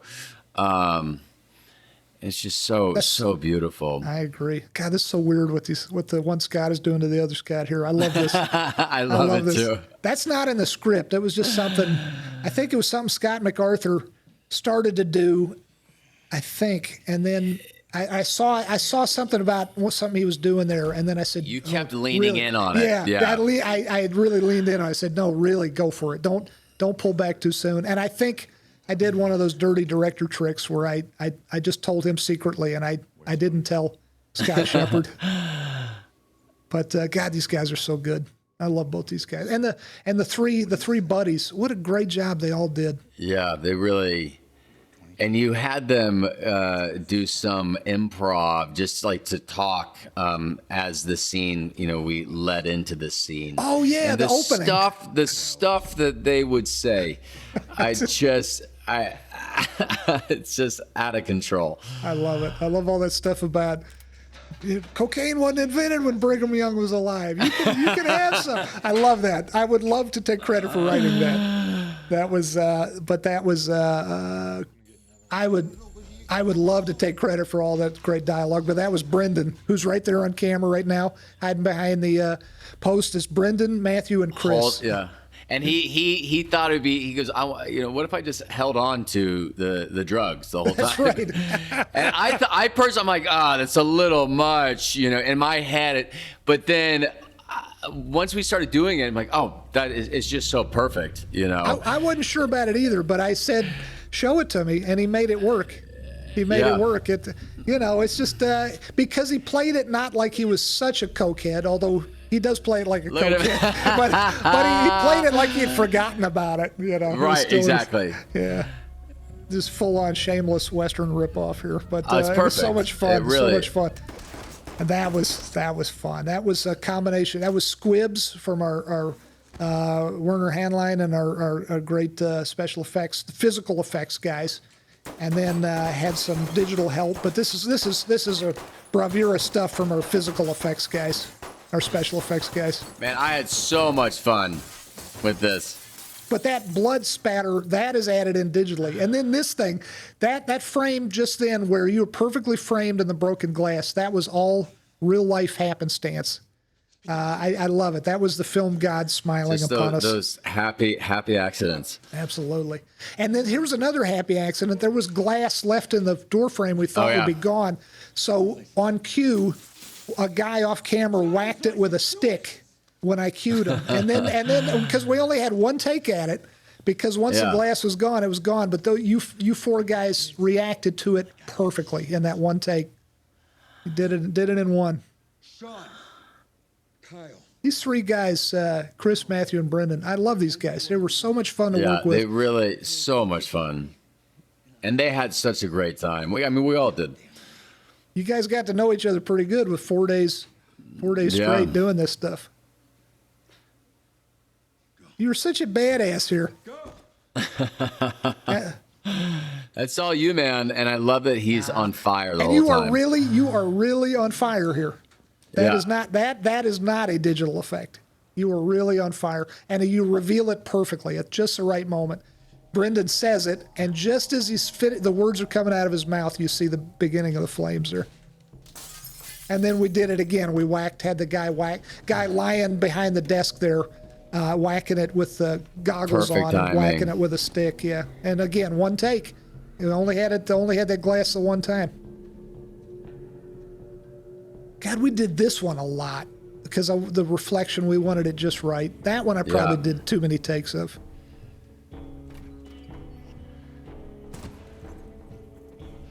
Now there's there's a big thing missing here. Yeah, tell them about what's not in here. Big thing. So he is shot. That's right. The audience does not know what all of you fine people listening right now. He is shot. He's wounded. When he fixes the rearview mirror, there's a shot of him leaving a bloody thumbprint. When this exploded, I honestly thought I could die. I could feel the heat inside of the car right there. Jeez, it was something. It was so fun. It was yeah, I'm sorry, keep going. Yeah. No, so he's shot, he's wounded, and he goes back to see his dear friend over the vacuum shop. And he finds him passed out in the car, and he helps him out. That's right. And kind of nurses him back to health. I'm assuming, is that in the Yes, deleted scenes? You lucky folks listening who paid full retail price for this disc set will get to partake of those deleted scenes and cut for time. Just cut strictly because at this point in the movie, when the bomb goes off, when that place blows up, which is a combination of real world physical explosions that Werner and his crew gave us, and then the roof coming off and all all the shrapnel going everywhere. That was digitally added in by Ara and his team. When that happens, that amazing explosion goes off. To me, it always felt like that really is the end of the movie. And at least emotionally, that's the emotional high point in terms of Jesse getting the tables turning and him getting something good happening for him getting what he wants. So obviously we weren't going to cut the Walter White scene, and here is the man himself. And here he is. This shot, we actually shot this after the dining scene. Oh, that's right. Yeah. Yeah, we shot this afterwards, but what an iconic sort of. I loved it. I love the way you play it. I love that you don't even look at him when he comes out, and he doesn't even look at you. It's just, and we keep him purposely. Oh, I love this. I love this salad. The cherry tomato on top. Oh, look at him. He's like, yeah. And you know what? This was it's funny because I thought you did it maybe on purpose. Jesse never said the word bitch in the script. That's right. Yeah, and I think it was on purpose. Yeah. Yeah. And so then I just felt that was an appropriate time to maybe add bitch. I mean, why not? Give the public what they want, you know. So funny. This young man did a great job. He's very great. funny. He's very great. funny.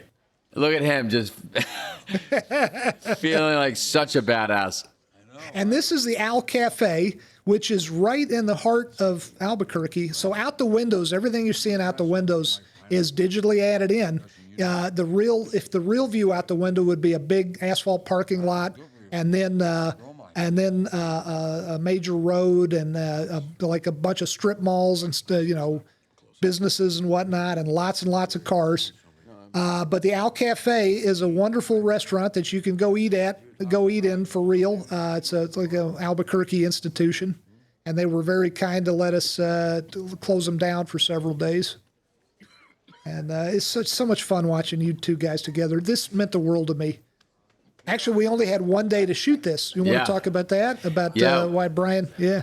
Yeah, well, Brian was in the middle of doing his play in New York, and doing network on Broadway. Network that he ended up winning the Tony for. Right. Of course, brilliant performance by Brian, and so he was able to get, I think, 2 days off. Right? I mean, he had a day and a half. He had 36 hours off. Yeah, he had 36 hours. They couldn't change the schedule, but he had 1 day off.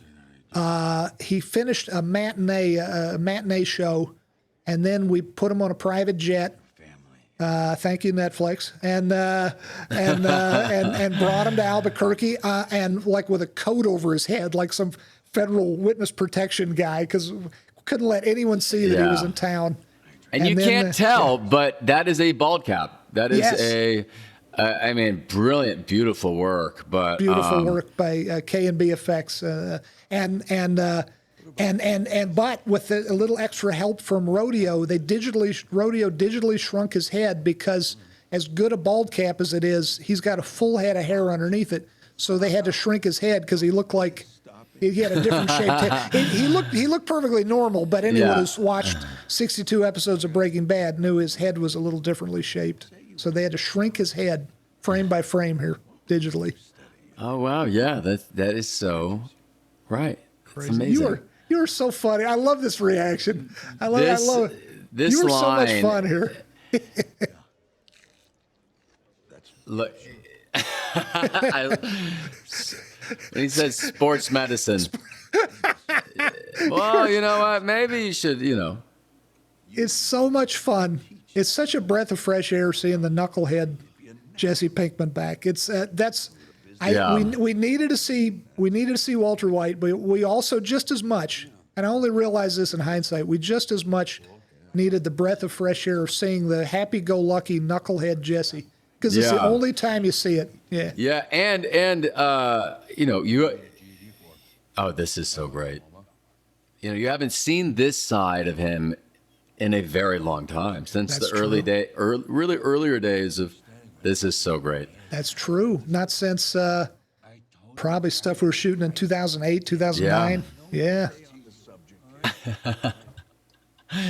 It's so much fun. I mean, Brian, he's just one of my dearest friends, my mentor. But to be able to be on set with him, with all of you, in this time, was really such a gift. And this was such a great day of shooting because a lot of our crew people's families, Right. some of our crew and some of their families are in the background. Yeah. Are extras. Yeah. Yeah. And it had to be that way, really, Explain that. Explain why it had to be. Yeah. I mean, because this is just such, and bless all of the public in Albuquerque, everyone keeping it a secret. But this scene really needed to be kept under wraps, and so you graciously invited friends and family of the crew, and it was great. What a special. It was a special day. What a special day. This is real snow, but this is Sandia Peak. This is overlooking the city of Albuquerque.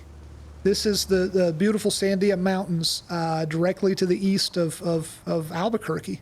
And this is the area where we shot. This was old home week for Bob here because the last time he had been in Albuquerque was shooting in this very same area years before dropping Walter White off in New Hampshire.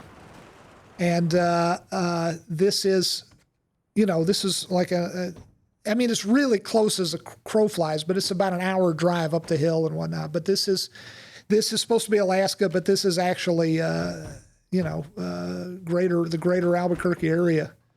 And talk about this. Now there was a shot scripted in there of Jesse writing a note, and you actually see him writing the note that you will see fairly soon to Brock. And originally in the script, it sort of ends with a voiceover of what is in the letter. And I don't know if you know this, Vince, but I kept that letter. That's awesome. That was one of the things that I snuck away because we just, we would put in Matt, one of our brilliant people in the prop department. He would handwrite the letters. He did many versions of the letter, and we would seal it in the envelope and then start from scratch again. But I just what you wrote, Vince, in this letter. It was I think it was the first thing you wrote. Right, when you were writing this script? You're exactly right. I had plotted the script out, as we always do on Breaking Bad and Better Call Saul, but before I actually started writing the script proper, so to speak, I wrote that letter. But then I felt like, because you're right, the movie ended originally, the script ended with you reading it in voiceover. But I felt a couple people who read it made me realize that somehow it's better for the audience to imagine the contents than to hear it. But it took me a minute to get on board with that, but I agree. Sometimes less is more. Yeah, but you would have done a heartbreaking job reading it. Should I read the letter right now? No, I'm kidding. I won't, but I really want to. But yeah, it's just so great. Do you want to read the first sentence? Dear You know Brock, what? it's actually, I wish I had it right now. I'm in Idaho right now, hunkered down. The trouble is, if you read it now, we'd miss talking about the glorious Kristen Ritter, who's about to be very, very briefly in the movie. But here's our goodbye to Robert Forster's character. And this was the last time I saw him. This is the last time I saw him alive, was this day. And this was the last thing we shot.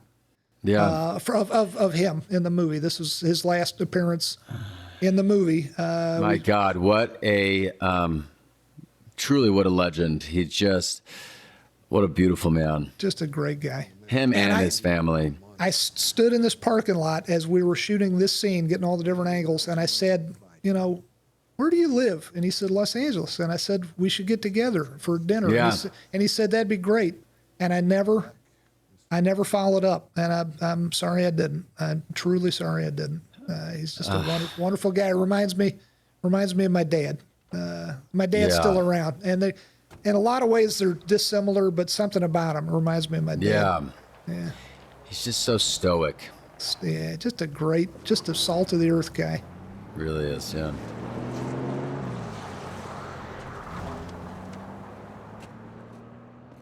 And now we have cut on that, from that one cut to this one. We are now in Jackson, Wyoming, just outside of Jackson. And and here comes Kristen Ritter. And talk about Kristen. I mean, it was just, God, I love her so much. I just love did too. Jesse and Jane, their relationship. It's Yeah. just such an interesting, beautiful one, you know. It was so honest and pure, and then became quickly a chemical romance, and it took over. But yeah, you know what? She's very much pregnant here. Right, and you can't tell in no, real you life. can't Pregnant in real tell. life, and she's had a wonderful, beautiful baby boy since then. He's the cutest Yeah. little guy. I'm lucky enough to have met him. She is so Yeah. sweet, and she's such a wonderful actress, so talented. Yeah. And can I tell you something? Like an idiot, I didn't think to put this scene in the original draft of the script. And Peter Gould, my partner on Better Call Saul, the co-creator of Better Call Saul, and the creator of the character Saul Goodman, Yeah. read the script, and he said, "There's one thing missing from this movie. It is Jane." And he was absolutely right. All credit to Peter for Jane being in there. And here you are. Yeah, and Handsome, you were handsome man. you were up there in that helicopter. That's Oh, right. and that's it. Wow. That was it. God, it went so quick. My God, But it yeah. went so fast. But that was the Tetons, the second to last shot by my friend Steve Stafford, who taught me how Gilligan. to fly, and he was the helicopter pilot, and beautiful shot of the Tetons. And God, Diane Mercer, we didn't talk about Diane. How great, Oh, Diane! I love. Look at Jen. Jen Carroll. Jen Carroll, girl. Yeah, girl. They're just the unsung. You're going to see here in the credits the unsung folks. Some of whom we talked about by name. Many others we weren't able to. Skip, magnificent job editing. And Louise. Louise, I worked with. I hadn't worked with since 1993. Oh my God, the music! We never talked about Dave Porter's music and Thomas's music. Oh shit! And But, I mean these people And the of course, casting. the wonderful casting directors. You know, they all did Breaking Bad. they did. Yeah. But Yeah. Louise, this is instead of just saying how great everybody is, which gets monotonous, I guess, for the viewers. Louise, the first movie that ever got produced that I wrote was a movie called Wilder Napalm, shot in Sanford, Florida, back in 1992, 1993. And Louise was the costume designer, and I hadn't seen her or worked with her since. And we were lucky enough to get her for this movie, and I hadn't seen her in going on 30 years. So that was cool. Yeah. But I guess we should wrap it up. Yeah. But Well, you know what? Just to talk to our viewers, these are the diehard fans that are listening to this commentary right now, taking the time, going out purchasing this DVD and full listening to retail this price. at full retail price. Thank you very much. Thank you all for tuning in and supporting us and giving us life. And Vince, thank you, my beautiful, brilliant friend, for bringing us all along for this ride. And I just love you so much. I know you know this, but yeah, you're right just back the at you, my best. friend. It was such an honor and a pleasure for me to get to work with you and all the wonderful actors, but especially you, and then also the crew again, our just wonderful crew. It was just, I gotta find something else. I gotta come up with. I don't know that it should be Breaking Bad related, but I want to come up with something else we can do together because Yeah, you keep saying that. Let's do this. No, I'm kidding. But hey, you know what? Since we're on the credits, do you want to tell everyone if Jesse and Walt are going to be on Better Call Saul? You bastard.